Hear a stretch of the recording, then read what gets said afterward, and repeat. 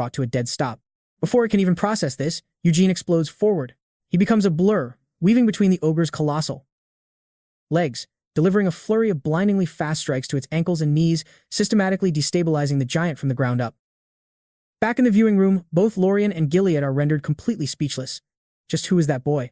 Lorien finally manages to ask, his composure utterly shattered. Gilead can only breathe a single word, his voice thick with unadulterated amazement. Incredible, with the ogre now teetering.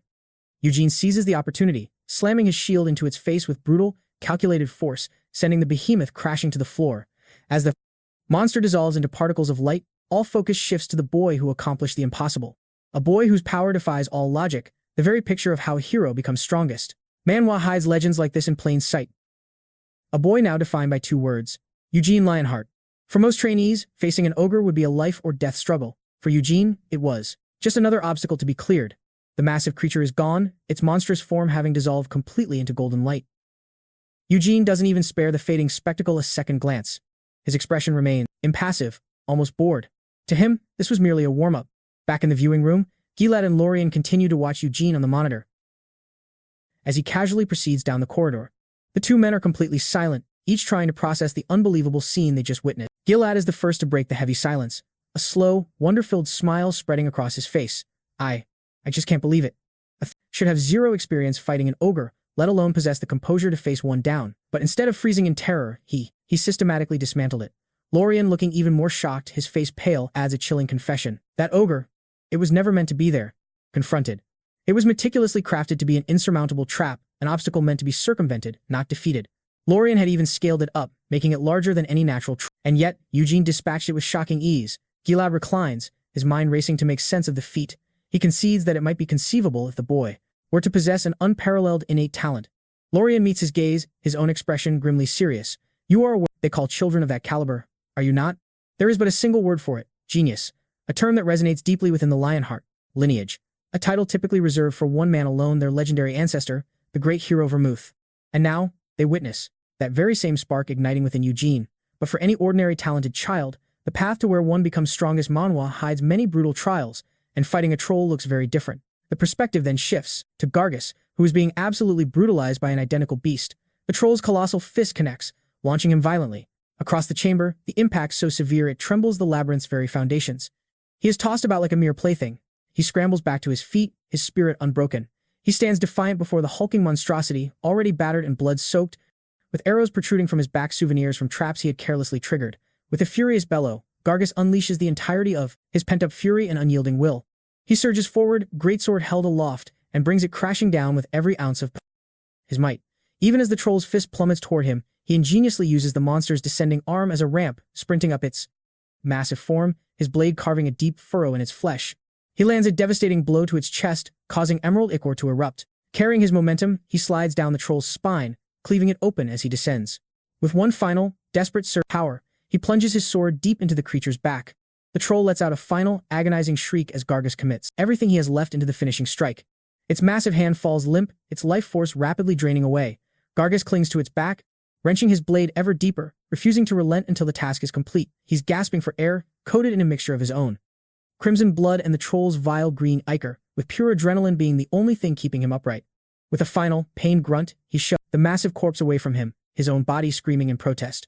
The troll at last collapses, disintegrating into motes of golden light as it strikes the ground.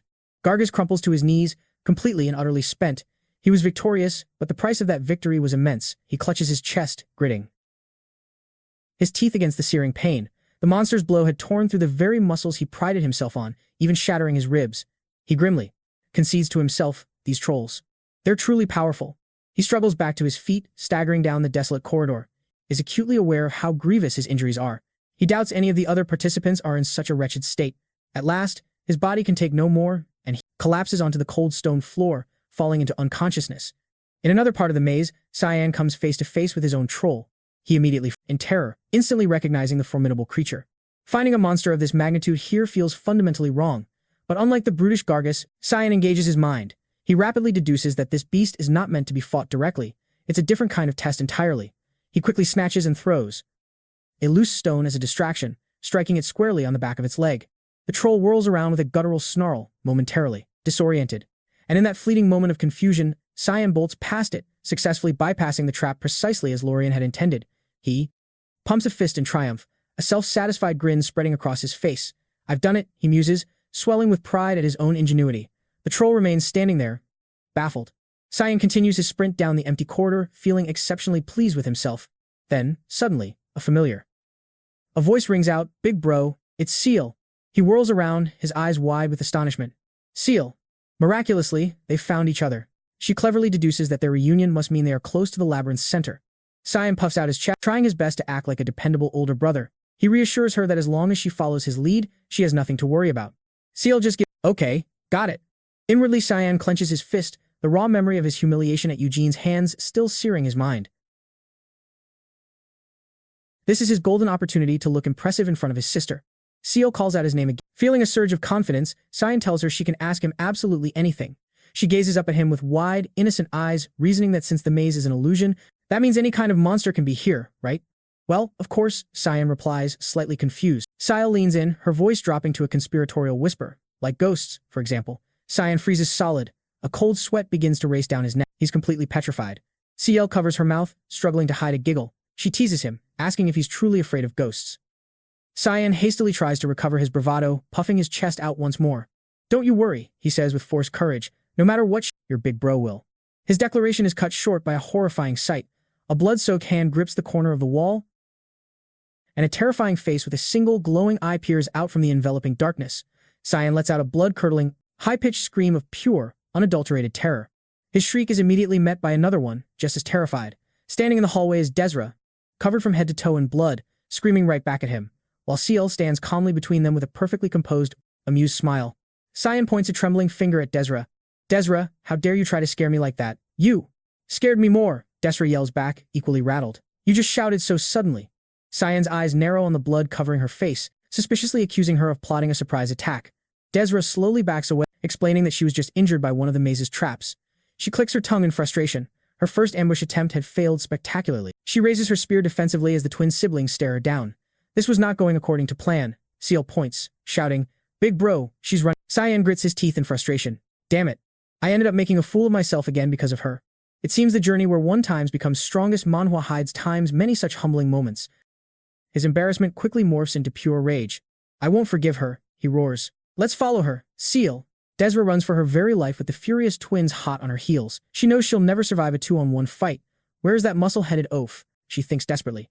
But her ally, Gargus, is still lying unconscious on the floor miles away. No help is coming.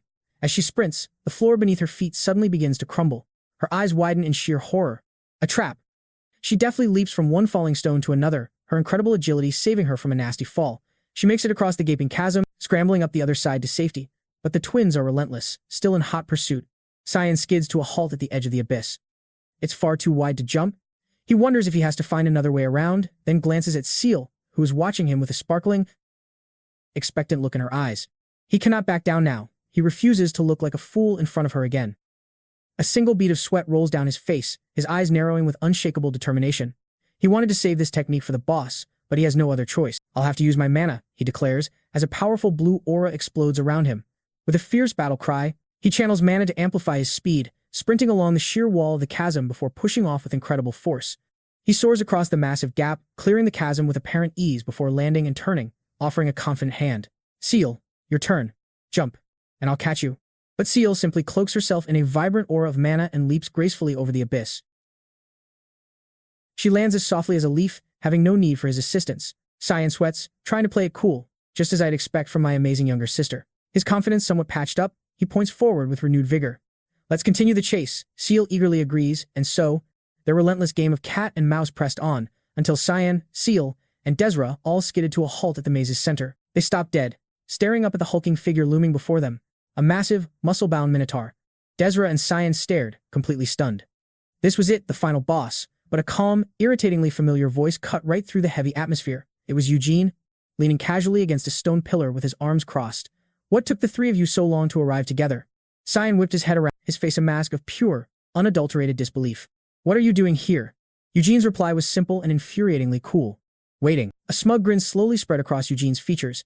He had been curious to see who would be the first to arrive. He didn't just wait. He had finished so long ago that he'd actually become bored.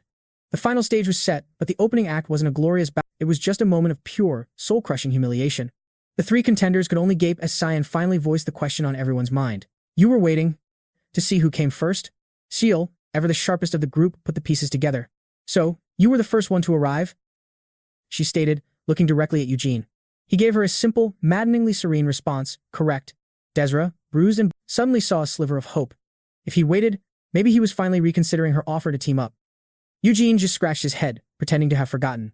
Ah, now that you mention it, I believe there was some talk about something like that. And then, he mercilessly crushed her hope. He explained he wasn't teaming up. He was yielding the first turn to them. His arrogance was on another level. He claimed he could finish the boss in an instant, but that would be too depressing for them after they'd struggled so hard just to get here. It's the classic trope where the one who *** becomes strongest. Manhwa hides *** their overwhelming power. He was literally offering them a chance out of pity. That was the last straw for Cyan. His face contorted with rage. What did you say? His hand tightening on the hilt of his sword. Eugene ignored him, gesturing towards the massive, dormant minotaur. He explained that the boss wouldn't attack unless someone approached it first. For now, it was in a standby mode. He then laid out his own rules for the fight. They would go one by one, in the order they arrived. He pointed to each of them in turn. Desra, Cyan, Seal. That's the order. He finished with a self-satisfied smirk. Fair enough. Desra looked absolutely horrified. Fight it? Alone? The thought of facing that behemoth by herself completely paralyzing her. Eugene just shot her a dismissive smirk. He pointed out how beat up she looked from her rough journey through the labyrinth and casually told her she could always give up. But Desra's pride wouldn't allow it. I will not give up, she declared, ripping a piece of her sleeve to use as a quick bandage. With a fire of defiance in her eyes, she tied her hair back, her expression hardening with grim resolve. She wasn't going down without putting up a fight. She took her fighting stance and began to walk forward, leaving the others to watch. The first turn was hers, as Cyan looked on. He shoots a confused glance at Eugene. Aren't you even going to try? But Eugene simply leans back, arms folded nonchalantly. I'll take my turn after all of you have had your fun. Cyan's fragile pride immediately ignites. You think there'll be anything left for you? He scoffs, his tone saturated with bitter resentment. I'm the one who will bring down this boss. A sly grin spreads across Eugene's face. He spots a perfect chance to play a little game. If you manage to beat that boss monster, he proposes, I will call you both my big brothers for the rest of my days. The offer leaves Cyan momentarily speechless, completely blindsided by the proposition. His features contort into a fiercely competitive, almost grotesque smirk. He jabs a finger at Eugene, issuing a stern warning. You had better not go back on your word. And just like that, he swallowed the bait whole. For the time being, however, he plops himself down to await his turn, practically vibrating with anticipation. He understands the significance of the Minotaur. It's a legendary beast, a true trial of might for any aspiring warrior. He assesses his opponent. The creature is immense, dwarfing even the troll he fought. Yet, he feels no fear. In his mind, it's nothing more than a lumbering, slow-witted brute. He's utterly convinced this is a beast he can easily take down. Entirely on his own. As if sensing his arrogant thoughts, the Minotaur stays perfectly motionless, its colossal head lowered, until suddenly its eye snaps open, radiating a muted golden luminescence. For Desra, the sight is utterly terrifying. While Cyan is overflowing with confidence, she recognizes this challenge will be anything but simple. From where she stands, the monster is a veritable mountain of sinew and horns looming over her. It's enormous, she thinks, her determination faltering for a brief moment. The stark reality of facing this behemoth by herself begins to sink in. But she quickly hardens her resolve. She's journeyed too far to retreat now. Her very pride as a Lionheart is at stake. With a ferocious war cry, she surges forward, spear poised for action. Her shadow stretches out long before her as she covers the distance in the blink of an eye. The Minotaur slams its hoof down, unleashing a shockwave that ripples through the stone, which she narrowly evades. She relies on her phenomenal agility, deftly weaving between the swings of its colossal axe, desperately searching for an opening. And then, she sees one. She channels all of her strength into a powerful thrust at the monster's flank. The point of her spear bites into its thick hide, but penetrates barely 1 inch. Her eyes fly open in disbelief. Its hide is like solid rock. Her spear is completely ineffective. Before she has a chance to react, the Minotaur's gigantic hand descends upon her. It seizes her, its powerful digits encircling her entire frame, squeezing the very breath from her lungs. In that terrifying instant, a single thought consumes her. This is the end. With a guttural grunt, the Minotaur casually tosses her aside. She soars through the air, a helpless scream torn from her throat, before slamming violently into the ground and tumbling across the cold stone floor. She comes to rest in a crumpled heap, utterly defeated and unconscious. The battle was over almost before it had even started. Seal, observing from a safe distance, looks perplexed. Why did it only throw her, instead of finishing the attack? Eugene clarifies with ease. Because this isn't a true monster. The instant she was captured, the outcome was determined. The trial deemed her to be defeated. Cyan rises to his feet, a cruel smirk twisting his lips. Well, now it's my turn. He shoots a hateful glare at Eugene. his voice dripping with pure arrogance. I am about to demonstrate the vast difference between the main family's bloodline and a mere collateral branch. Eugene simply returns the glare with a wide, mocking grin, the kind of look that proves how a hero who becomes strongest Manhwa hides his true power. Cyan sees internally. Does he truly believe I can't handle that overgrown cow? Just open your eyes and watch me closely. He lets out a roar as a brilliant azure aura of mana erupts from his body. This powerful energy surges into his sword, sheathing the blade in a razor-sharp, lethal energy. The weapon begins to gleam with a dazzling light. This is his ultimate technique. Desra, barely conscious, can only stare in absolute astonishment. That's a sword key, a blade forged from pure mana capable of slicing through anything, a technique that requires at least 10 years of relentless training just to grasp the basics. Her fist tightens as her heart plummets. Is the chasm between their abilities truly this vast? A wave of utter hopelessness washes over her. Even Eugene seems slightly impressed. Ho, a sword key at his age, he muses. Not half bad, it's a genuine albeit small Cyan boasts that while he can't sustain the form for long, it's more than sufficient to carve this beast into ribbons. But then, with a faint pop, the shimmering sword key simply fizzles out of existence, leaving Cyan staring at his mundane, magicless blade in utter bewilderment. Huh? What in the world? What's going on? Suddenly, it all clicks for Eugene. He recalls the Patriarch's command to test the children without any bias. This labyrinth was Loberian's creation, and he's clearly embedded a unique trick in this final chamber, a field that completely nullifies the offensive use of mana. A glint of insight flashes in Eugene's eyes. In a world where the path to who becomes strongest Manhwa hides behind raw talent, this is the perfect test.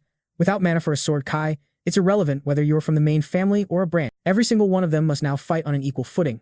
It's a trial of pure, unadulterated skill, and Cyan is descending into a full-blown panic. Why isn't the sword kai working? He frantically wonders. I still have more than enough mana. Meanwhile, Eugene leans back, a smug grin spreading across his face, thoroughly enjoying the spectacle.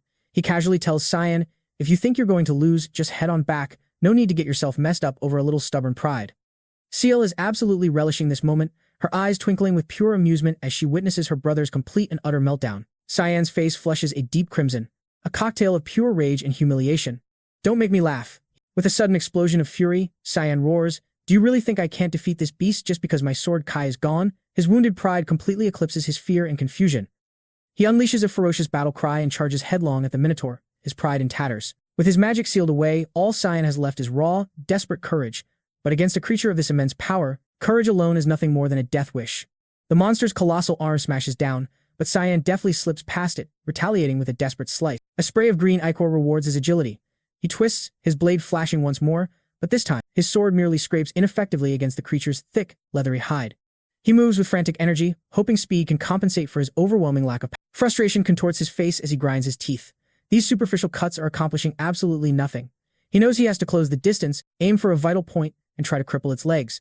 He takes the gamble, lunging low and pouring every last ounce of his strength into one powerful thrust aimed directly at the Minotaur's leg. For a single, fleeting moment, it seems like he's succeeded. The blade finds its mark, and a triumphant smirk flashes across Cyan's face, but that smirk instantly vanishes. A sickening shriek of metal grinding against stone echoes through the chamber. His sword grates uselessly against the Minotaur's shin bone. Cyan stares in utter disbelief. The monster just blocked his all-out assault with its knee, and it didn't even flinch. The difference in their raw strength is an uncrossable abyss. Before he can even process the shock, the beast's immense shadow engulfs him. With a deep guttural roar, the Minotaur swats him away as if he were a bothersome fly. Cyan is sent hurtling through the air. A pained scream ripped from his lungs as his body goes limp. He smashes onto the stone floor, his sword skittering away across the cold ground, away from his grasp. In one swift, degrading motion, his battle was over. Staring down at the fallen boy, Eugene let a smirk crawl across his face. He pointed out the obvious flaw in Cyan's anger that he had lost just as soundly. All Cyan could do was glare back, utterly humiliated as his own sister observed the scene with a wryly amused smile. Cyan ground his teeth, the bitter sting of defeat rendering him completely speechless. Eugene then casually shifted his focus to the last person standing, his eyes settling on Ciel, but she simply raised her hand, forming an X with her fingers.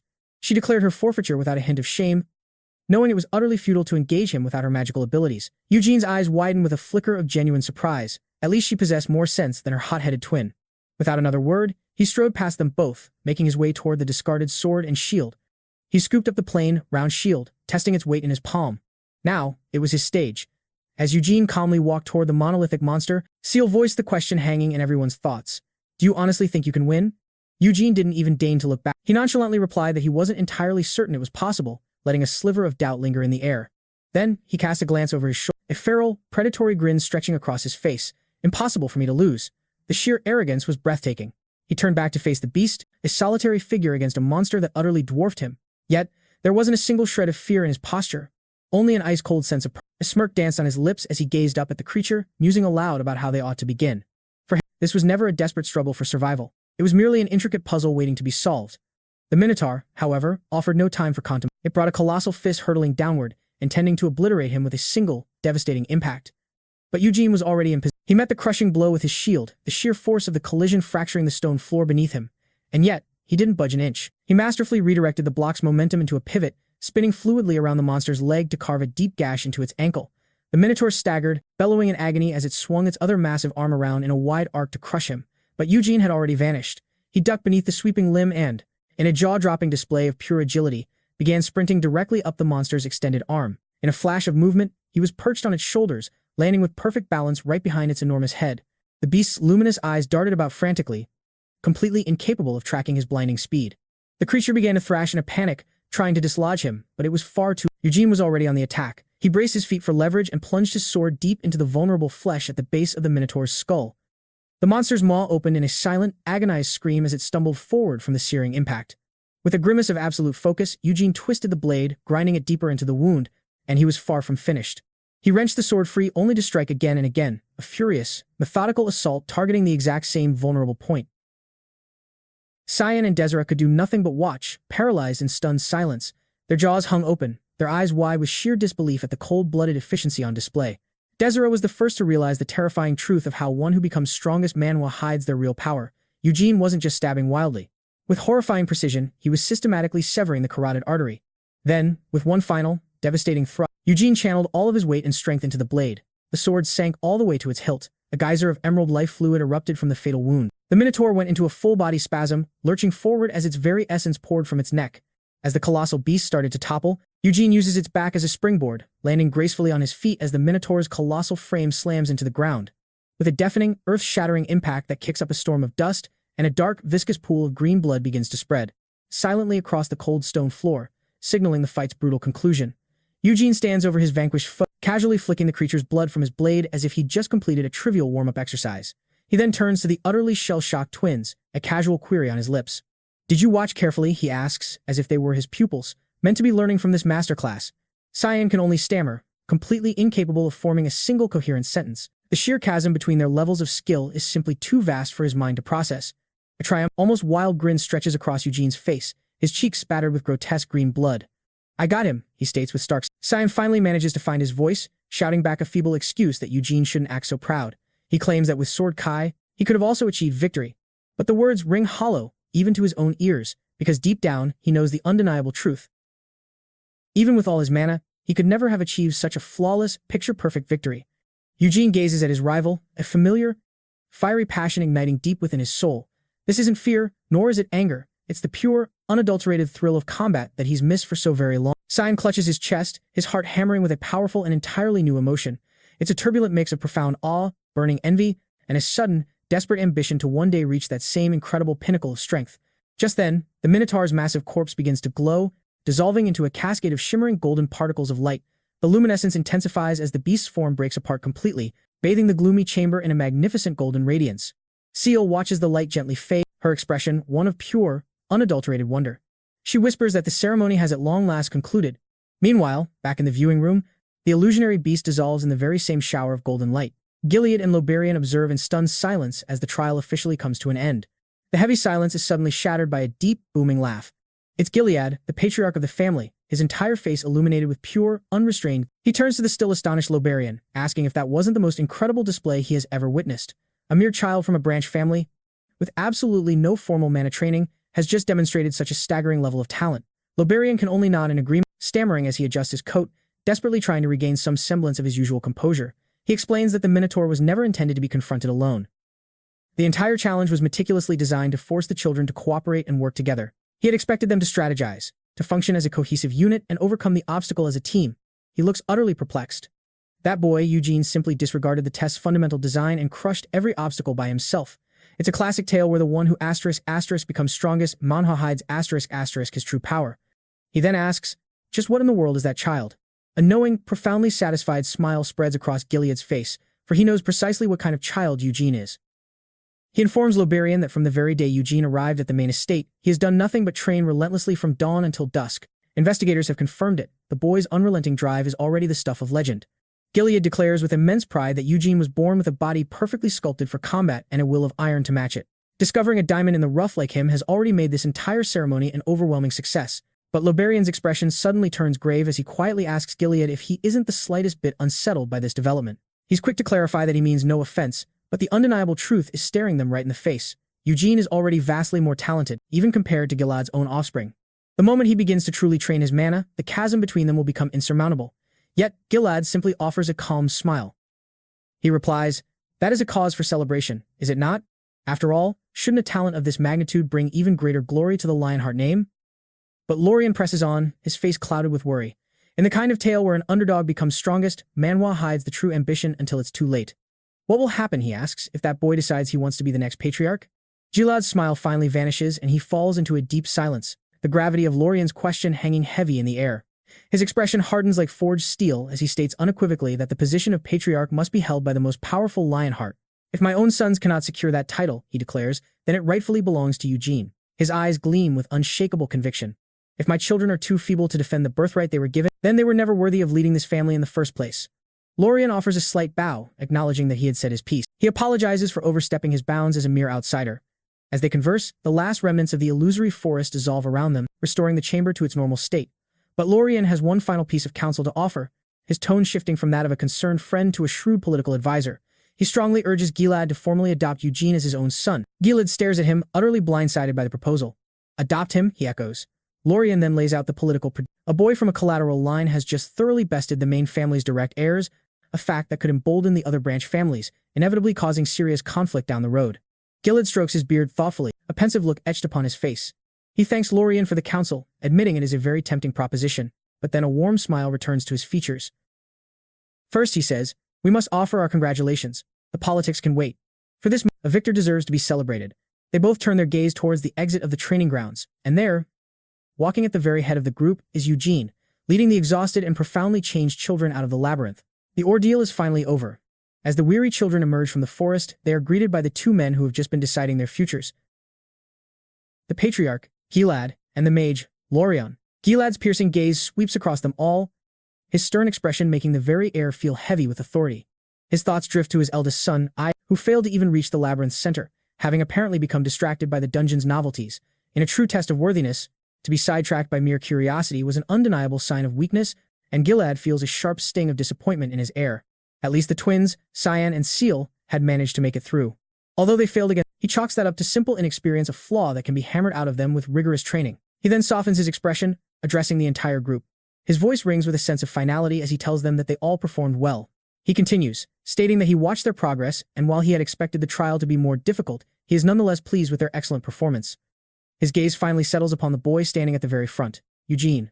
The boy answers with a simple, "Yes, sir." A proud smile finally breaks across Gilead's face as he declares, loud enough for all to hear, that Eugene was the most outstanding of all the children who participated today. Eugene simply offers a respectful bow with his sword, his head in thanks. He keeps his response concise and respectful, masterfully hiding the complex emotions churning within him.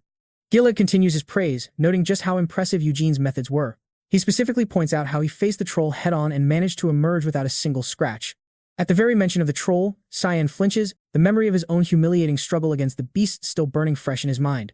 Gargus can hardly fathom. He cannot wrap his struggling to comprehend how someone with Eugene's slender build could have dominated that monster so flawlessly. He lets out a quiet sigh, thinking to himself, what a missed opportunity. If only Eugene had the family's special muscle-enhancing elixir, he could be even more formidable. Loberian then steps forward with a sheepish grin, admitting he fully expected them to be lost in the labyrinth for at least 2 days. It seems he'd underestimated them all. He reflects that their story is like a classic tale where the overlooked one asterisk becomes strongest. Manhwa hides his true potential. After all, they are still the descendants of the Great Vermouth, and just witnessing these budding talents was a rare treat. Gilead gestures warmly to the children, telling them to go and get some rest, explaining that he wishes to hold a grand banquet for them, but none was prepared given how quickly they finished. He instructs them to rest well today, and they will celebrate on the morrow, assigning Loberian the task of escorting the children back. As Loberian starts to lead the group away, Seal casts one last inquisitive look over her shoulder. But Gilead's voice cuts through the quiet, stopping Eugene in his tracks. "Eugene, you will accompany me. Seal's head whips around, her eyes widening with a flash of understanding as she asks her father if he is giving Eugene the prize right now. Gilead simply smiles, stating there is no reason to delay it. The underground treasure vault. She had begged her father for years to be allowed to see it, but he had never taken her, not even a single time. She watches with a complex mix of envy and awe as Eugene follows the Patriarch toward a place that was forbidden to virtually everyone else in the clan. As the sun begins its descent, the two of them walk together in a comfortable silence, the final rays of light filtering through the trees above. Gilad leads Eugene down a secluded path, the very air around them thick with unspoken significance. It is Gilad who finally breaks the silence, observing how remarkably proficient Eugene was with so many different types of weapons. Eugene just smiles humbly, saying the praise is too generous, but Gilead shakes his head, insisting it is merely the truth. He points out that Eugene fought the Minotaur with a sword and shield, yet he had wielded a spear against both Cyan and Desira. It dawns on Eugene that Gilead was even aware of his unofficial duel with Desira. It's not surprising. However, the man is the patriarch of the entire clan. It is likely that nothing escapes his notice. Gilad explains that while the sword has become the defining symbol of the Lionheart family, their ancestor, the Great Vermouth, was a master of every weapon imaginable. In fact, his skill was so legendary that he was known as the God of War. But then, Gilead's tone changes. He adds that Vermouth was not the only one. His comrade, Sir Hamill, was also a master of arms, second only to Vermouth himself. Eugene lets out a small, practiced cough, maintaining his act. He mentions that in the storybooks he has read, the man is known as Hamill the Foolish. Gilead erupts into a hearty laugh, admitting he read the very same stories when he was a child. He chuckles that if Hamill hadn't been so notoriously troublesome, the tale would have been incredibly dull. Then Gilead's stern expression melts away, replaced by one of genuine sincerity as he confesses that, in truth, he always favored Sir Hamill over the great Sir Vermouth. The words strike Eugene dumb. To hear such a thing from anyone would be a shock, but from the patriarch of the Lionheart clan, praising him above his eternal rival, Vermouth, it's a revelation that shakes him to his very soul. He barely manages to choke out a single, quiet word. Why? Gilead elaborates, explaining that he never truly admired the flawless, perfect image of Vermouth, that of a godlike entity. Instead, he was always captivated by the raw, unyielding humanity of Hamill, a spirit that blazed through even in the most fanciful of children's tales. He recounts how Hamill was perpetually hounded by feelings of inadequacy next to Vermouth, yet he never once succumbed to despair. On the contrary, he channeled that immense frustration into a fire that drove him to push beyond all his limits, and at the very end, Gilead concludes, his voice resonating with profound respect, he made the ultimate sacrifice for his comrades. Eugene is well aware that the storybooks likely embellish the truth for dramatic flair. Nevertheless, hearing his past self lauded with such sincerity feels profoundly and unexpectedly validating. He averts his gaze, a genuine warmth spreading through his chest for the first time in what feels like an eternity. A soft, unforced smile graces his lips. I also like Sir Hamill, he admits, and for the very first, saying those words aloud feels absolutely right. Gilead offers him a knowing glance, visibly pleased by the response. Their moment of connection concludes as they reach a solitary, imposing stone tower that seems to hum with ancient power. This, Gilead announces, is the entrance to the family treasure. The colossal doors groan open, unveiling a descending path into the Lionheart's most hallowed and secret vault. Within, a grand staircase illuminated by enchanted torches spirals down into the deep darkness. The echo of their footsteps bounces off the cold, silent stone walls as they venture further and further beneath the earth. Gilead glances at Eugene, informing him that he is the very first individual who is not a patriarch of the clan to ever be granted access to this sacred place. Eugene scans his surroundings with feigned wonder, asking if it is truly permissible for him to enter. Gilead confirms it with a nod, reminding him of the promise made. Besides, he adds, the Senate has already given its approval. Eugene recognizes the name instantly. The Senate, known more colloquially as the Old Lions of Lionheart, is a formidable council of former patriarchs and influential elders. Their consent makes this venture official beyond any dispute. As they continue their descent, Eugene inquires about the nature of the treasures stored within. Gilead reveals that it contains everything the family has amassed over centuries, including powerful relics left behind by the Great Vermouth himself. A particular thought ignites in Eugene's mind. He asks, his voice laced with anticipation, if this includes the legendary Holy Sword as well. A wry smile plays on Gilead's lips. It is, he confirms, but you will not be able to possess. He clarifies that the Holy Sword serves as a symbol for the entire Lionheart clan. It is not an artifact that any single individual can claim as their own. Eugene lets out an exaggerated sigh and folds his arms. What a shame. But there is another reason, Gilead adds, his tone shifting. Since the time of Vermouth, not one single person has ever been acknowledged by the sword. Acknowledged? Eugene echoes. Gilead's cryptic smile widens, explaining that the true path of how one becomes strongest Manhwa hides its secrets from all but the chosen. He simply tells Eugene that he will understand once he holds it for himself. At last, they arrive at their destination, a massive, circular, intricately etched with the Lionheart family crest. Without hesitation, Gilead bites his thumb, drawing blood to activate the ancient seal. He then presses his bloodied thumb against a golden lion head mechanism embedded in the wall. The device accepts the offering, and the sculpted lion's eyes erupt in a brilliant flash of blue light. A deep, grinding rumble echoes through the chamber as the ancient locking mechanism begins to turn, setting the massive stone. The great door slides open, bathing the dim corridor in the golden radiance of the treasury within. Gilad stands before the entrance, a towering silhouette against the brilliant light. He tells Eugene to go inside. Eugene hesitates for just a moment, asking if Gilad will not be joining him. The Patriarch smiles kindly, replying that he will wait outside. He explains that if he were to come inside, Eugene would be too concerned with his opinion to choose what his heart truly desires. Eugene bows in gratitude. This was absolutely perfect. This was precisely what he had been hoping for. With one final glance over his shoulder, he stepped across the threshold, leaving the Patriarch behind him. As the colossal door began to swing shut, it sealed the chamber with a profound thud, leaving Eugene in utter and complete solitude.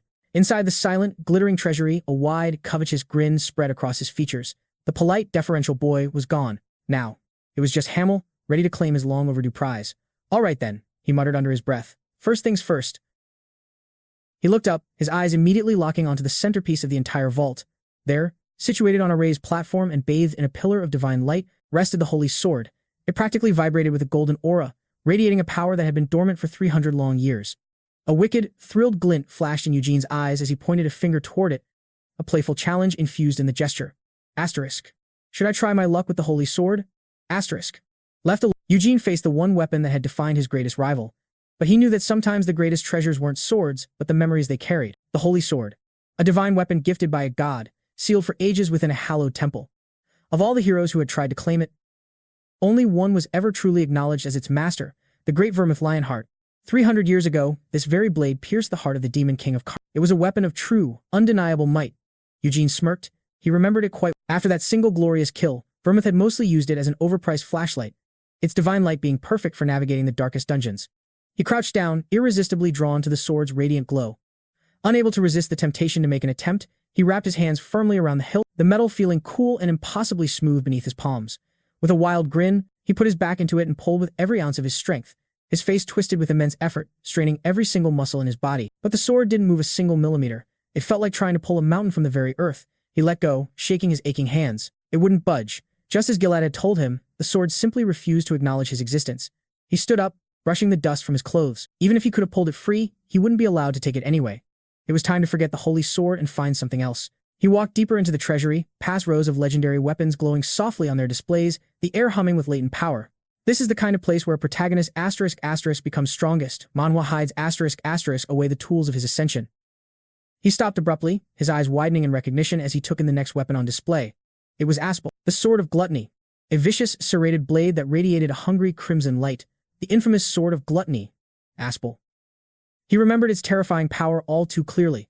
It could devour the mana of any spell it cut through, converting that stolen energy into its own strength. It was the perfect counter for any mage. But the only reason Vermouth could wield it so effectively was because he was a master magician himself. For Eugene, a boy who couldn't even use a shred of mana yet, it was completely and utterly useless. He moved on, his gaze sweeping across the room. He recognized so many of these legendary weapons. It felt like a reunion with old, deadly friends. From the heart of battle, there was the draconian spear, Karbos, slow to awaken, but once roused, its flames burned with the fury of a dragon's breath. Then, the Stormblade, Winneth, a legendary sword bearing the personal blessing of the Wind Spirit King. Next, the rampaging Thunderbow, Pernoa, an artifact capable of summoning lightning from the very heavens to smite any foe, and the flying, elusive Jabal, a chameleonic blade that could shift into a bladed whip, lashing out from all directions simultaneously, and of course, Gaedon's legendary shield, an artifact that could negate any assault by banishing it into an empty void. He crossed his arms, a wave of awe washing over him. Each and every weapon was a masterpiece, a worthy choice. He couldn't go wrong, and yet, something felt profoundly off. His eyes swept across the vault again, a deep frown forming on his face. Is this truly all there is? Some of the most potent relics, artifacts like the Moonlight Sword and the Demon Spear, were conspicuously absent. A grim realization began to dawn on him. It had been 300 long. His fist tightened, and he muttered under his breath, realizing his old comrades had evidently helped themselves to the most powerful, game-breaking weapons once he was out of the picture. He began to weigh his remaining options. Winneth, the Stormblade, was the clear frontrunner. Simply wielding it granted command over wind elementals, and with sufficient mana, one could even call upon their king. Mastering spirit magic was an incredibly arduous path, a challenge that stumped even the most gifted mages, but Winneth made it all seem effortless. It was a massive shortcut to attaining overwhelming strength.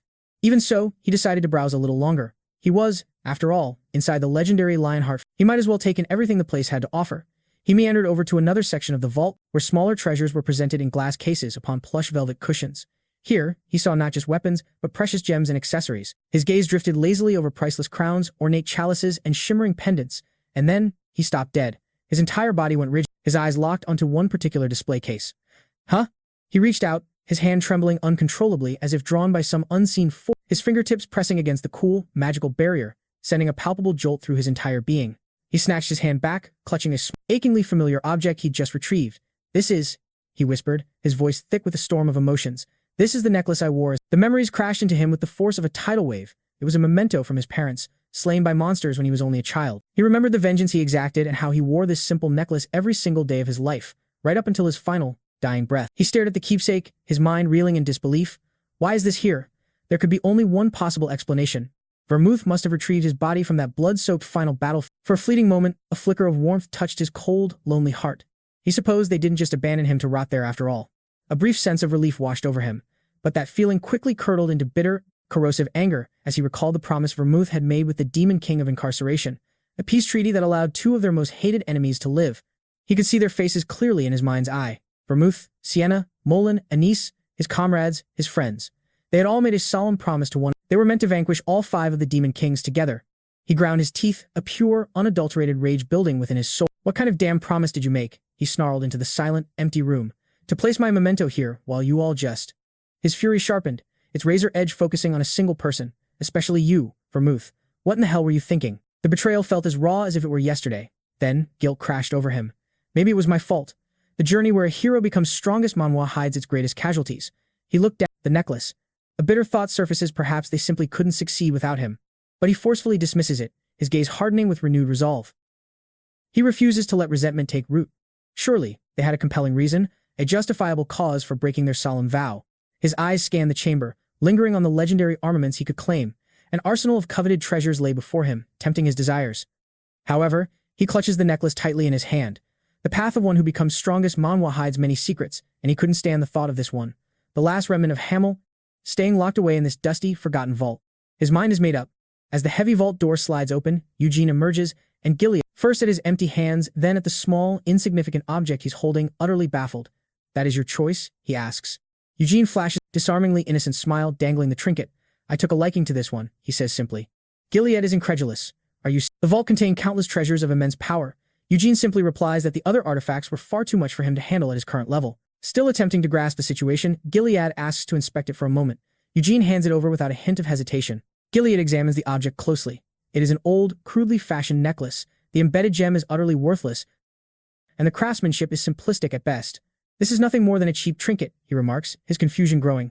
"Why would an item like this even be stored within?" He approaches the lion-headed mechanism used to register the vault's contents. He carefully places the necklace upon it, but there is no reaction. The device remains dark and silent. "How peculiar," Gilead murmurs, as the truth begins to dawn on him. "This necklace isn't a registered artifact." He turns to face Eugene, his expression turning serious as he explains that this is not a treasure belonging to the Lionheart clan. In fact, it's something that has no business being in the vault whatsoever. Eugene simply points out the obvious, but it was inside. Gilead shakes his head, dismissing the notion. "This necklace has no monetary value. You couldn't even purchase a common sword with it." He looks Eugene directly in the eyes. "Knowing this, do you still wish to have it?" Eugene's face instantly lights a beaming smile. "Yes," he exclaims, his enthusiasm utterly genuine. Gilead lets out a sigh, finally relenting. "If you truly desire it, then I suppose it cannot be helped." He pauses for a moment, then explains that since it's an unregistered item, he will need the master of the Red Tower of Magic to appraise it, just to be certain it isn't imbued with some form of hidden enchantment. Eugene asks eagerly, "So, I can have it once the appraisal is complete?" Gilead smiles, forming a fist to seal their agreement. "Yes, you have my word." He then proceeds to explain the loophole. Since the necklace is technically not a Lionheart treasure, Eugene has not yet officially claimed his reward. A sly grin spreads across Gilead's face. "Therefore, you may still choose another treasure from the vault." Eugene's jaw practically hits the floor. "Truly?" "That is correct," Gilead confirms. "You are still entitled to one treasure from the vault. That was the original promise." Eugene nearly explodes with elation. He offers a deep bow, shouting his gratitude before immediately spinning on his heel and bolting right back into the treasury. A triumphant grin spreads across his face. He can hardly believe he's a descendant of that stuffy, by the book Vermouth. Gilead is far too generous for his own good. With that settled, there is no longer any reason to hesitate.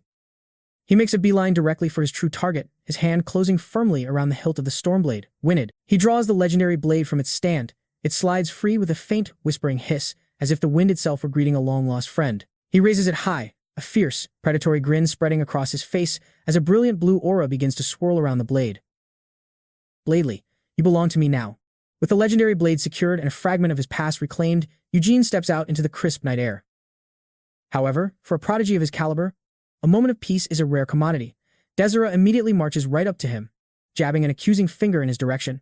Why didn't you choose a spear? She demands, her voice thick with exasperation. You're already a phenomenon with it. Eugene merely shrugs. It was my decision, he states calmly, and I'm equally proficient with a sword. Desiree can only fume in silence, stomping her foot in pure frustration. At that moment, Gargus steps in, his critical eye scrutinizing the elegant blade.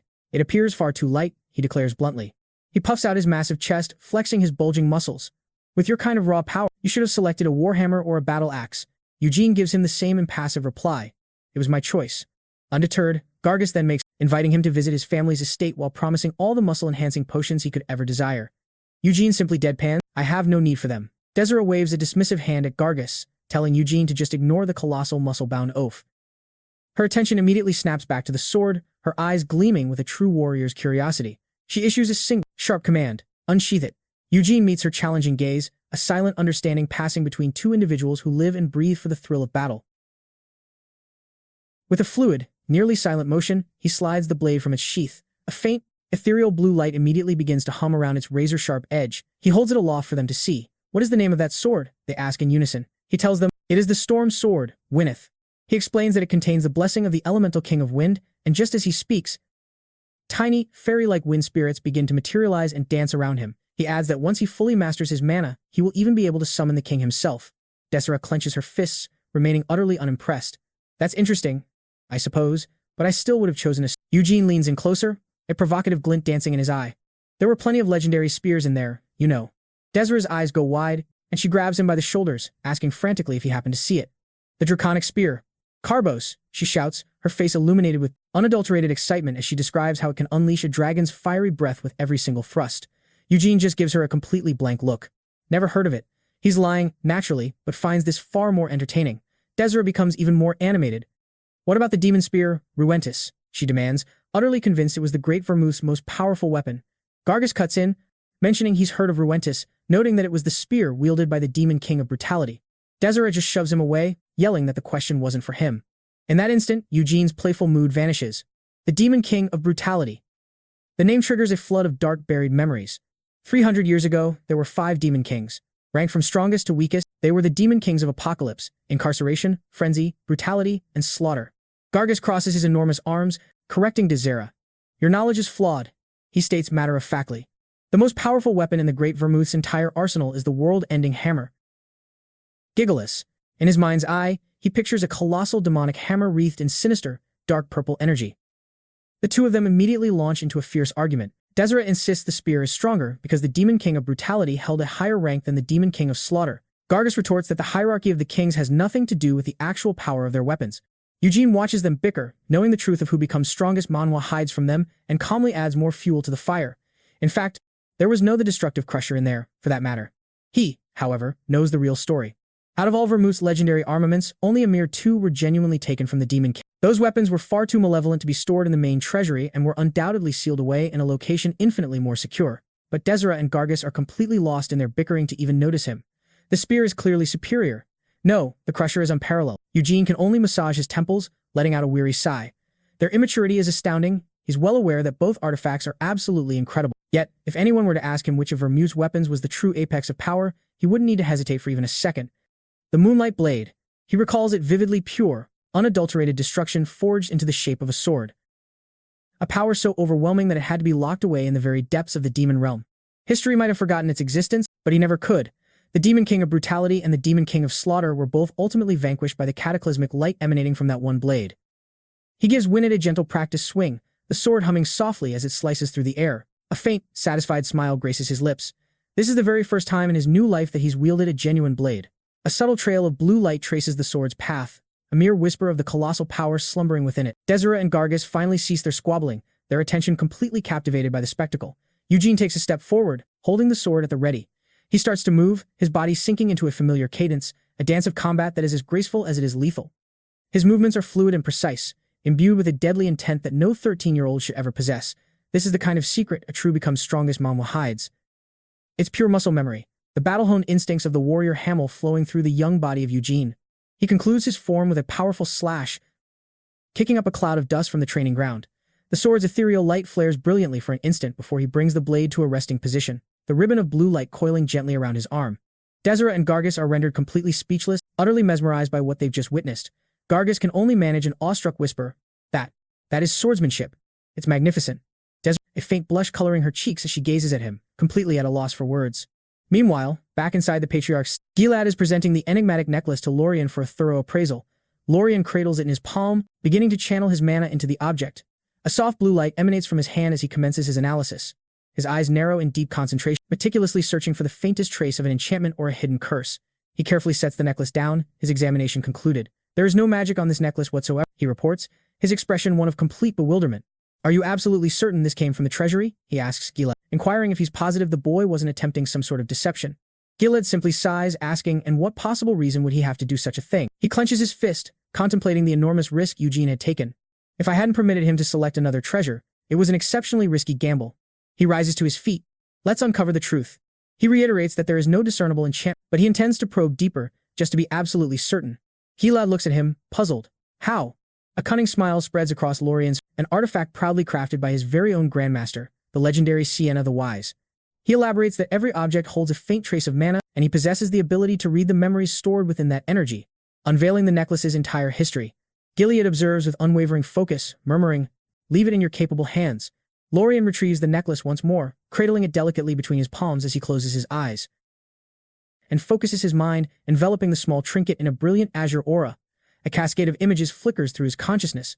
He can see that it's roughly 100 years old and catches glimpses of its previous owners. He even witnesses a bustling city street where it was originally purchased. But then, he opens his eyes in frustration. I can't read anything beyond that point. He theorizes that the potent magic of the treasure vault must have interfered with the mana, effectively scrambling any of its more recent memories. Gilead thoughtfully picks up the necklace. His thoughts are heavy with the implications. 100 years ago. There's no one left alive who could possibly know its origins. Its history is a complete enigma. Lorien gazes at him, asking, "So, what will you do now?" Gilead's stern expression gradually melts into a fond smile. "If it holds no magical properties, I'll give it to Eugene." His voice is laced with admiration. It's something that boy desired so intensely he was prepared to forfeit a priceless treasure just to have it. Lorien leans forward, a knowing smile gracing his features. "You seem to have grown quite fond of that child." A slow, confident grin spreads across Gilead's face as he places his hands firmly upon his desk, his decision now solidified. He gazes out the window at Eugene, who is still practicing diligently in the courtyard below. "And what reason would I have not to be?" He turns back to Lorien. "And so I am going to accept your offer." Lorien's eyes widen almost imperceptibly. "By that offer, you mean?" Gilead leans back, his face beaming with absolute conviction. "I will adopt Eugene Lionheart as my son." Meanwhile, completely oblivious to the monumental shift his life is about to take, Eugene continues his solitary dance. The true power of one who becomes strongest Manhwa hides in these quiet moments. His Stormblade, a shimmering extension of his will. A new dawn, a new blade, and a new destiny on the horizon. But just when Eugene believes he can finally catch his breath, another Lionheart makes his entrance, and this one is utterly unlike the others. A cheerful voice calls out to him as a handsome, white-haired man with a relaxed smile waves in his direction. The maid beside Eugene gasps, stammering the man's name, "Sir. Sir Gian." Eugene's eyes narrow slightly. He recognizes the name Eugene Lionheart. He's the Patriarch's youngest brother, something of an eccentric in the family who never married, opting instead to roam the world as a free-spirited adventurer. Eugene offers a respectful bow and introduces himself, but Gian just grins, casually waving him off. "Of course I know who you are." He suddenly seizes Eugene, pulling him into a rough, one-armed embrace, exclaiming that he's the collateral kid who actually bested the main family in their own sacred ceremony, clearly electrified by the very notion. Eugene struggles against his surprisingly powerful grip, clearly annoyed. "Did you come to take me somewhere?" he asks, attempting to pry the man's arm away. "That's right," Jan confirms, finally releasing him. He explains that his brother was planning to send a knight, but he eagerly sees the opportunity to come himself. He leans in with a conspiratorial grin. "Eugene, I simply had to see you for myself." Gian sighs dramatically, placing a hand over his heart. "I've heard so many stories about you, but I wasn't allowed to watch the ceremony." He clarifies, "It's a family tradition. Only the current head of the family is permitted to witness the sacred bloodline continuation ceremony." He swiftly raises a finger to clarify, adding that he harbors no resentment toward his brother over the matter. It is simply the way of their traditions. Leaning back against the wall, he strikes a relaxed pose and wonders aloud if he's coming across as bitter about the family's rigid customs. Eugene simply states flatly, "I don't particularly care." Jan erupts in laughter, thoroughly charmed. "My brother wouldn't care either." Eugene observes the man, sensing a free-spirited nature about him, a quality he finds just as impressive as his striking appearance. He surmises this is likely why Jian never settled down to marry. Jian then guides Eugene through the opulent halls of the main estate, their footsteps echoing beneath ornate ceilings and past glittering chandeliers. As they proceed down an expansive, red-carpeted corridor, Eugene finally inquires why the Patriarch had summoned him. Jian merely gestures grandly, suggesting it was likely to offer his congratulations once more. Eugene dismisses the notion, having already received sufficient praise. He looks at Jian with a shrewd gaze. It appears you are also unaware of the reason, Sir Jian. Jian smiles, touching his chin in thought. Well, it's not that I am entirely clueless, he remarks, but there is no compelling reason for my involvement. He pauses his stride. He then turns to Eugene, his expression genuinely warm. It would be wonderful to see you around here more often. Eugene returns a polite smile. The feeling is mutual, sir. They soon arrive before a large ornate door where Jian knocks firmly and announces their presence. A voice from inside bids them to enter. Jian opens the door for Eugene, a warm and encouraging figure at his side. He offers Eugene a bright, winking smile just as the young man steps across the threshold. Eugene thinks to himself that while Jian seems like a decent person, his personality is a bit overwhelming. He steps into the Patriarch's office. Gilead is standing beside his desk, bathed in the brilliant morning light that streams through the massive windows. Gilead greets him with a welcoming smile, apologizing for the sudden summons and gesturing for him to take a seat. They settle at a small table adorned with cakes and tea, the atmosphere surprisingly relaxed and informal. Gilead then slides the small necklace across the table toward him. He explains that he had Loberian appraise it, and the results indicated it was merely an ordinary, non-magical necklace. Eugene feigns a flicker of surprise. Is that right? Gilead, explaining that they had even read the memory of the mana contained within the necklace, but discovered nothing out of the ordinary. Eugene's eyes widen in genuine shock.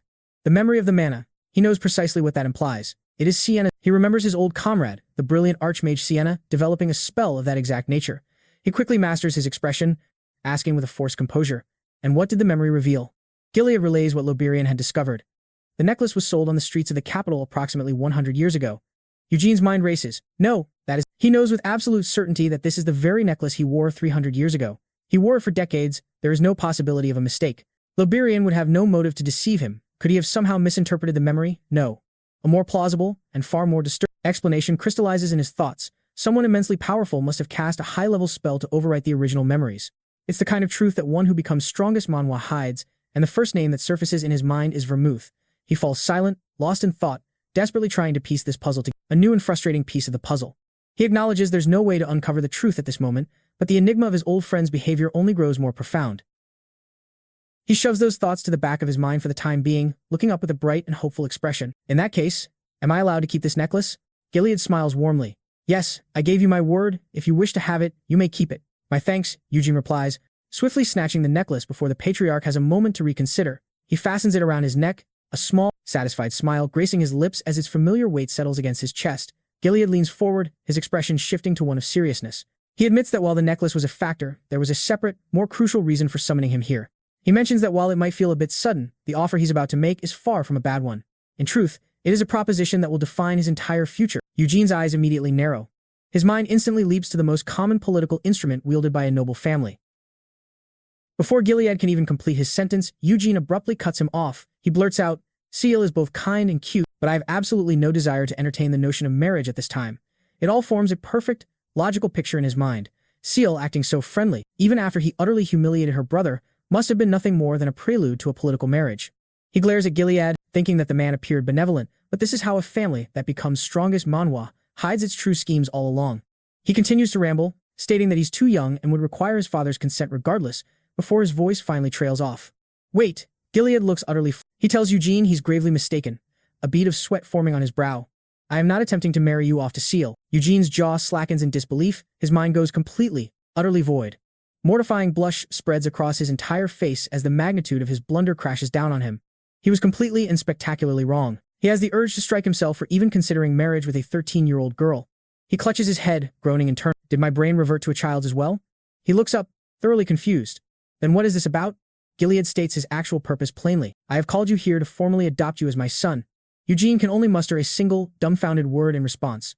He quickly pulls himself together, however. He reasons to himself that this is equally shocking, but it does follow a certain kind of logic. It's an ideal method for binding his talent to the main family line. He mumbles that being an adopted son is still a little too sudden. Gilead chuckles, not quite as sudden as a marriage proposal. Eugene flushes once more, muttering that it was his own error. Gilead adds that should Eugene accept, he is also prepared to summon his father, Guard, to the main estate as well. Eugene points out the glaring complication, But in that case, I would have two fathers. There is no need to overthink it, Gilead assures him. It simply means your family branch will be officially absorbed into the main family. He then clarifies his true intentions. I already have 3 children of my own. I am not trying to take a son away from Guard. He gazes at Eugene with sincerity. I have not yet met your father, but I will respect him as I would my own sibling. Eugene looks down, a single bead of sweat rolling down his temple. This is a life-changing proposition. It signifies greater status and more resources, but also immensely more pressure and higher expectations. Eugene has just been offered the entire world, but instead of eagerly accepting the chance, he has a question that cuts directly to the very heart of the arrangement. He looks down, his hands clasped, and asks Gilead, if I rejecting the adoption. He raises his head, his golden eyes sharp and unwavering, zeroing in on the one question that truly matters to him now. Would my father lose your respect? This was a crucial test, not just for his own path, but for the honor of the family he might be leaving behind. A warm, genuine smile blossomed on the Patriarch's face. He regarded Eugene, not with disappointment, but with clear admiration. Of course not, he declared, his voice firm and utterly reassuring. Gilead leaned forward slightly, his posture open and sincere, and the tension that had threatened to fill the room instantly vanished. He confessed it was a bit awkward to admit, but he assured Eugene he wasn't the sort of petty man to hold a grudge over a boy's decision. Gilead's expression softened further. He explained that if Eugene were to refuse the offer, it would certainly be a shame, but that's all it would ever be. Leaning back with a kind smile, he promised to respect Eugene's choice and wish him the best for his future, regardless of his decision. He was making it abundantly clear that this was a genuine offer, not a veiled command. Eugene gazed down at his teacup, processing this unexpected grace. Even with the mind of a seasoned warrior, this decision required the heart of a son. He informed Gilead that he couldn't possibly make this choice alone. He needed to consult his father first. Gilead nodded with perfect understanding, suggesting they settle the matter after the banquet and promising to send for Eugene's father, Guard. Eugene simply replied, thank you. He took a quiet sip of tea, but his mind was already a whirlwind, replaying Gilead's words. He knew this was a critical juncture, the kind of moment where the one who becomes strongest Manhwa hides his true ambition. He set down his cup and met the Patriarch's gaze again. A moment ago, you said this would be good for my future. He latched onto that specific phrase, his eyes narrowing with a sharp intensity. What exactly does that entail? He wasn't about to let a single, crucial detail slip by. A sly grin touched Gilead's lips. He seemed to genuinely enjoy Eugene's sharp, calculating mind, explaining that growing up within the main family offered numerous unparalleled benefits. He began to list them. First and foremost, the main estate was teeming with exceptional knights, all of whom would be available as tutors. Eugene's eyes ignited with a competitive fire. If I'm to learn here, he declared boldly, then I want to learn from the very strongest. A wide, almost boyishly eager smile spread across his face as he deliberately pushed his luck. If I become your adopted son, will you teach me personally? Gilead's expression turned unreadable for a moment. He just stared, processing the sheer audacity of this 13-year-old boy. But this wasn't mere childishness. A wicked grin played on Eugene's lips as he admitted his genuine curiosity about the true strength of the Lionheart Patriarch. It was a clear challenge disguised as a simple question. A low chuckle rumbled from Gilead's chest. He wasn't offended, he was deeply amused. This boy had serious guts. Of course, I could teach you, Gilead replied, pointing a finger at Eugene. But if you truly wish to learn from the absolute strongest, then there is someone else far more fitting. Eugene's expression shifted to one of genuine surprise. Someone stronger than the Patriarch himself? And who might that be? He asked. Gilead spoke a single name, Gilead. He admitted that while he was once the stronger of the two, his younger brother had long since surpassed him. Eugene's mind flashed back to the image of the carefree, grinning man he'd met just an hour before. That guy, he thought, a newfound level of respect instantly forming for Gilead's deceptively laid-back brother. Gilead then shifted the topic, asking if Eugene's father had ever begun his training in mana. Not yet, Eugene replied, with a well-rehearsed smile. He explains his concern was that merely hearing about the techniques might cause him to start training subconsciously, an act that was strictly forbidden. It serves as the perfect justification, portraying him as both naturally gifted and disciplined. Gilead offers a knowing smile, remarking that he has observed how diligently Eugene has been conditioning his body since his arrival. A mana stone, a crystal discovered deep inside the most formidable monsters, is essential for awakening an individual's mana for the first time. To truly unlock one's latent ability, one would require one of these very stones, harvested from the core of a high-ranking beast. However, the higher the quality of the stone, the more exorbitant and elusive it becomes. Furthermore, utilizing it effectively necessitates the guidance of a seasoned expert. Gilead's expression suddenly turns grave. He understands that all these requirements, the stone, the mentor, are far beyond what a minor collateral family like Gart's could ever hope to provide. He reflects internally that the environment Eugene was born into is simply too restrictive for a talent of his immense scale to ever reach its full potential. Yet, Gilead knows he cannot voice this thought aloud, as he won't risk causing Eugene to harbor resentment toward the very family he comes from. This is a delicate discussion he must have with Gart as one father to another. He then shifts his focus back to Eugene. I've said what I needed to, he states, his amiable smile returning. If you wouldn't mind, I would appreciate speaking with you for a little while longer. Eugene mirrors the smile, lifting his teacup. Of course, he replies seamlessly. I am open. The two of them sit facing one another, a temporary accord established between them. The elaborate desserts placed between them remain entirely untouched. This was never a casual meeting. It was about power, politics, and the future, a conversation far too weighty for such trivialities as sweets. Eugene gets up from his chair. I shall take my leave now, he announces. Gilead offers to have someone escort him back to his quarters. With a self-assured smile, Eugene politely declines. That won't be necessary. The annex is not far, he explains. I can simply walk back on my own. He proceeds alone down the immense, opulent corridor. The gilded archways and shimmering chandeliers seem to dwarf his small figure, yet he carries himself with an innate confidence that asserts his right to be there. As he continues, a subtle, sweet fragrance drifts through. His heightened senses detected immediately. A perfume, he muses, his eyes narrowing. In this world, the one who becomes strongest Manhwa hides their true intentions. He knows instantly this is no accident. Someone is lying in wait just around the next corner. No movement, he murmurs under his breath. He can sense they are standing perfectly still. Are they waiting for me? He wonders. Without a single trace of hesitation, he continues on his path, his footsteps echoing faintly against the plush crimson carpet. As he rounds the corner, his eyes catch the elegant hem of a fine gown.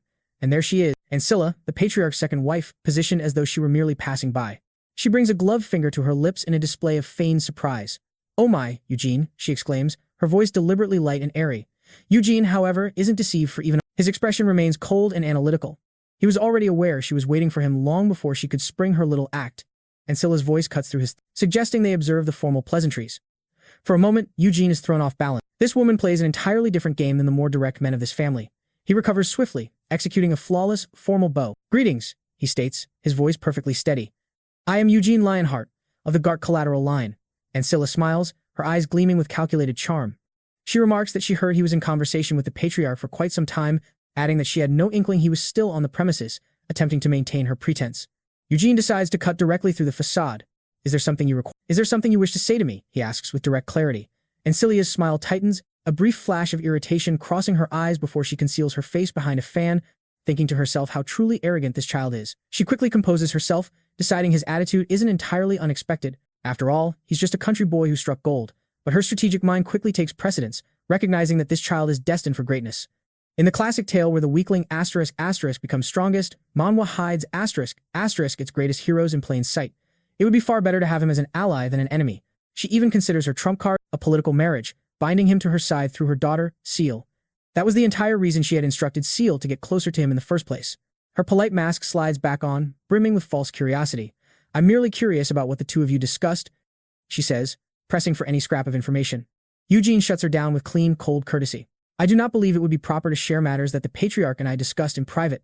Ancilla is visibly flustered for a moment, her performance faltering. She stammers, of course that's true, before laughing it off and claiming she has something else to say. Eugene simply tilts his head, waiting patiently. A single drop of sweat forms on his cheek. He knows he is treading through a verbal minefield. She then makes a grand show of apology, asking if he remembers how disrespectful her own son had been. She claims her busy schedule is the only reason she is just now apologizing. There's no need for that, Eugene replies flat. I have already resolved that particular incident with Cyan myself. He makes it perfectly clear that the matter is handled. Ancilla beams, praising him for being so wonderfully mature and benevolent. The flattery is empty, and both of them are acutely aware of it. She promises to give Cyan a stern, adding that she hopes the two of them will get along well from now on. Eugene returns her gesture with a bright, beaming smile. Of course, we'll get along splendidly, he says with a cheerful air, right before delivering the final, pointed blow. We are family, after all. The word family strikes Ancilla like a physical slap. A dark, uneasy feeling washes over her. He isn't wrong, of course, but hearing that truth from this child's lips feels incredibly dangerous. Eugene, seeing her reaction, politely asks if he might take his leave. He has clearly won this round. Ancilla forces another smile, apologizing for Go on and rest, she says, her voice audibly strained. As Eugene turns to walk away, he glances back one last time. He sees her watching him, fan held close to her chest, her polite mask firmly back in place. As he walks away, he thinks to himself, the Lionheart matriarch, Ancilla. He remembers now. She was the one who was openly hostile to him from the very start, simply because he was from a branch family. A dark look crosses his face as he recalls her calculating eyes. He decides in that instant, I need to avoid getting involved with her as much as humanly possible. He walks away, leaving Ancilla standing alone in the grand hallway. She watches him go, her expression unreadable, already plotting her next move in the complex political game he has just been thrust into. A life-changing offer is now on the table, but the final decision rests with a father who is about to step into a world he could never have imagined. 2 days later, that father has arrived. A grand carriage rolls up to the gates of the main estate. After a very long journey, Guard Lionheart has finally reached his destination, having come from the distant countryside of Godol. He steps onto the hallowed grounds of the main estate, a place he likely never believed he would see in his entire lifetime. Standing beside the family envoy, Guard looks completely and utterly out of place. A man from the countryside, now standing at the very heart of the most powerful family in the nation, his face a canvas of pure awe and crippling anxiety. He's struggling to process the earth-shattering news, a single thought echoing in his mind. Did Eugene truly conquer the bloodline continuation ritual? The concept is so monumental, it feels like a dream. Tears begin to well in his eyes as a tidal wave of pure, unfiltered pride crashes over him. My boy, he actually triumphed over the direct descendants of the main family. His mind flashes back to Eugene's child. His son had always displayed incredible, almost prodigious talent, but Guard was painfully aware of their reality. He lacked the vast wealth and high status required to nurture such a gift. He had always feared the ritual would serve as a brutal wake-up call for Eugene. It seemed like a classic tale where the one who *** becomes strongest, Manhwa hides *** their true potential, but the gap between the main family and the collateral branches felt insurmountable. Or so I believed, he muses, wiping a stray tear from his cheek. He had been utterly wrong. His son had just shattered every single one of his preconceived notions. A sharp, familiar voice cuts through his thoughts. Father. Guard's head snaps up to see his son standing right beside the Patriarch himself, waving with a broad, infectious grin. In that instant, the breathtaking grandeur of the castle and the imposing presence of Gilead simply melted away. All Guard could see was Eugene, looking healthier and more full of life than ever before. Without a moment's hesitation, Guard breaks into a run, kicking up dust as he closes the distance to his son. He pulls Eugene into a fierce, almost desperate embrace, pouring all his anxiety, his immense pride, and his boundless love into that one single action. Eugene, my son, he cries out, clinging to him tightly as Gilead observes with a faint, knowing smile. Tears stream freely down Guard's weathered face as he finally chokes out the words, I am so incredibly proud of you. I am so proud to be your father. Eugene smiles, his cheek pressed firmly against his father's shoulder. I told you I'd come back with good news, he says playfully. You didn't believe me, did you? Guard pulls back, hastily wiping his eyes. He admits with a mix of shame and overwhelming love. Yes, you did. I'm sorry, my son. I truly did. The sheer intensity of the moment jolts Guard back to reality, making him remember where he is and, more importantly, who's watching. He whirls around to face the Patriarch, his expression a chaotic mix of tears and acute embarrassment, and bows deeply, completely flustered. My apologies for the delayed introduction, he stammers out. I am Guard Lionheart, from Godol. Gilead offers a warm, disarming smile in return. I am Gilead Lionheart, he replies, his hands open in a gesture of welcome, and I must apologize for summoning you here on such short notice. Guard quickly shakes his head, eagerly grasping the Patriarch's offered hand. Not at all, sir. I am simply grateful for the invitation. Gilead's expression shifts, becoming more serious. He states that while he doesn't wish to interrupt their reunion, he must ask to speak with Guard privately. Guard agrees without hesitation. Yes, of course. As his father and the Patriarch retreat indoors, Eugene stands back, his arms crossed, observing their departure. The emotional reunion was the easy part. Now, the real negotiations begin. Inside, surrounded by the trappings of immense power, the two fathers sit down to determine the future of a single boy. Guard can scarcely believe what he is hearing. Adoption, did you say? The word hangs in the air between them, heavy with profound implications. Gilead takes a calm sip of his tea, a maid standing by in silent attendance. That is correct, he confirms, before laying out the full, staggering proposal. If he were to adopt Eugene, Guard's entire family line would be officially absorbed into the main branch, a promotion of such magnitude it would change their lives for all time. Guard casts his gaze downward, his expression deeply troubled. He understands this is a sudden, monumental offer, and its implications are staggering. He rises to his feet and bows deeply, a gesture of immense respect and profound humility. Forgive me if this sounds disrespectful, he begins, his voice tight with emotion. I am grateful that you think so highly of my son. However, as his father, I cannot help but be concerned for his future. Gilead regards him with genuine curiosity, asking, what sort of worries are these? Guard proceeds to explain his deepest fear, admitting that while Gilead's intentions may be noble, he is terrified that the other members of the main family will completely ostracize Eugene. He lays out the obvious truth. Gilead already has 3 children of his own blood. If his son is brought into the fold, he'll forever be branded an outsider, an invader attempting to claim what isn't rightfully his. Gilead nods slowly, stroking his chin in thought. I believe I understand your position. He then reassures Guard that he has no intention of limiting Eugene's future, but concedes that his fears are entirely valid. The main family, after all, prizes its sacred bloodline above all else, and they will not readily accept a boy from a collateral line. He remains realistic, adding that even with the adoption, Eugene will never be permitted to become the next Patriarch. However, he states firmly, so long as Eugene does not allow greed to consume him, his talent will be able to blossom to its absolute, unparalleled peak. As his adopted son, Eugene would be raised alongside his other children. Gilead believes with unwavering conviction that this path will guarantee a far greater future for the boy. Guard looks across the table, sensing the absolute certainty in the Patriarch's voice. He knows, deep down, that Gilead is right. After a silence, he finally concedes, "You are correct, but this is not a decision I can make on my son's behalf. Please, allow me to speak with him first," he requests, his face a complex mask of hope warring with lingering fear. Sometime later, Gart finds Eugene on the training grounds, already getting a feel for his new sword. Eugene's concentration is absolute, his piercing golden eyes fixed upon an unseen target. He moves with a blinding velocity and surgical precision, unleashing a brilliant arc of wind that seems utterly impossible for a boy of his tender age. The raw power contained in that single attack leaves Gart utterly speechless. He is witnessing a veritable whirlwind talent that his mind can barely begin to process. Eugene halts his training, sensing his father's presence. "Father," he acknowledges, his expression one of seriousness. Gart's face is a mask of grim resolve, looking like a man bearing the entire weight of the world upon his shoulders. Eugene understands instantly what this is about. He tightens his grip on his sword's hilt, realizing the talk of adoption must have been a profound shock to his father. He walks closer and asks, "What's with that look, father?" Gart briefly turns his back for a moment, composing himself and gathering his thoughts. Turning back to Eugene, his gaze falls upon the magnificent sword hanging at his son's hip.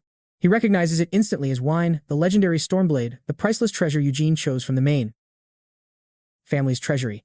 A painful realization dawns on him. He knows that even if he sold every last thing his family possessed, he could never in a lifetime afford a blade of such caliber. The chasm between their worlds has never been more stark. It's a truth that every story of a hero who becomes strongest Manhwa hides behind tales of glory. Taking a deep breath, he finally says it plainly. "The patriarch of the main family wishes to adopt you." Eugene's response is unnervingly calm. "I know." Gart's voice grows thick with emotion. "And I want you to become his son," he forces out, his face contorting with pain. "It will be for the best. For your future." His hand clenches into a white-knuckled fist. "But if you accept this, you must be prepared to go through some incredibly difficult times. Consider it a father's blessing and a father's warning, all in one." "Probably," Eugene replies coolly. He simply shrugged, accepting the undeniable truth, before a fierce and confident grin stretched across his face. "But father," he declared, his voice resonating with unwavering certainty, "you've known me since I was a boy. I would never allow anyone to get the upper hand." Gart was struck silent, seeing not the arrogance of a youth in his son's eyes, but the unyielding confidence of a true warrior. Placing his hands on Eugene's shoulders, his voice trembled as he spoke. "Named by me," he reminded him, "together with your mother. Never forget that." At this, Eugene's smile softened, transforming into something warm and genuine. "I know," he said with reassurance. "Even if I'm adopted, my only real father is you, Lionheart." Those words were all it took. Gart completely broke down, pulling his son into another desperate, tear-filled embrace as all his anxieties finally washed away. Yet, as his father held him close, Eugene's mind was already racing ahead. "So, I guess I'm being adopted," he mused with a sigh. "It seems like a hassle, but the benefits are substantial. It's worth the trouble." His eyes turned cold, and he had no ambition to lead the family, but in the classic tale where the underdog becomes strongest Manhwa hides its true power, he knew nobody would ever believe him.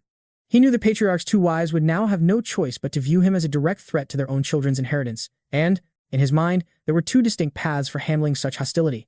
The first was to simply disregard it, or he could opt for the second path. Mana began to swirl violently around him, kicking up a storm of dust and raw, untamed power.